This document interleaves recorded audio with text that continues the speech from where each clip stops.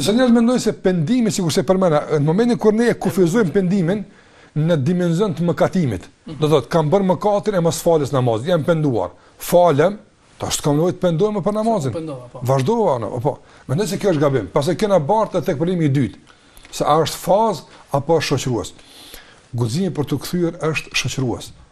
Pse? Nga se njeriu gjithmonë është gabimtar. Mundësia për të gabuar është gjithmonë prezente tek njeriu. Asnjë nuk jeket. Nuk të rrugë për ti kur. Unë në qëse sot, për shumë ja kam qëlluar, a në nënkupton këse gjithmonë këtë pasoj kam ja qëlluar? Absolutisht. Ka mundësi me gabu. Ka mundësi me gabu. Unë në qëse jam penduar nga mos falë namazit, a në nënkupton këse e kam arrit kulmin e kualitetit namazit? Absolutisht. Unë jam penduar nga mos falja, por namazin nuk është veç falja për mos falje.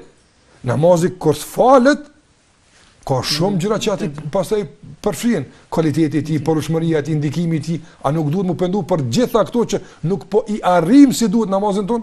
Padyshim se po. Andaj dua të them se pendimi, guximi për të kthyer, keqardhja janë shoqëruesi i vazhdueshëm i njeriu. Sikur se thotë Ibn Qayyim rahimullah, se taubeja është awwalut tariq, është fillimi i rrugës, wa awsatut tariq, edhe mesi i rrugës, të rruga. Apo edhe nihayatu tariq, edhe fundi i rrugës.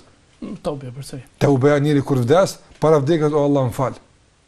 Apo kur vdes sot i falin çdo mëkatet.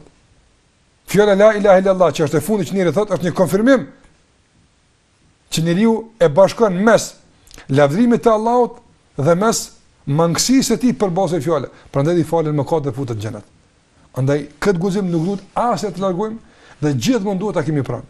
Andaj dhe pejgamberi sallallahu alajhi wasallam për shembull, kur jep të selam nga namazi, çfarë thonte? Astaghfirullah, o Zot më fal. Po ti nuk je në mëkat duke bërë, po ti ishe duke fal namaz.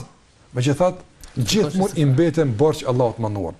Sado që të falem, të agjëroj, të bëj punë mira, gjithmonë jam i mangët në raport me Allahun.